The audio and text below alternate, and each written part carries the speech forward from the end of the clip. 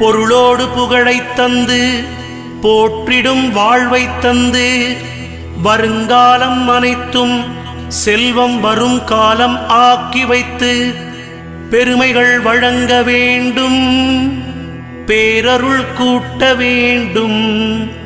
அருள்மிகு குருவே உன்னை அடிபணிந்து வணங்குகின்றேன். வருடம் ஓர் ராசி வீதம் வட்டமாய் சுழன்று வந்தே தருகிற பலனை நாங்கள் தங்கமாய் ஏற்றுக்கொள்வோம்.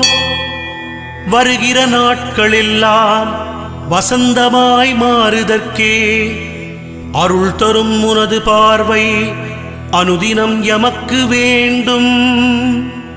குருவே நீ பார்த்தால் போதும் கோடியாய் நன்மை சேரும்.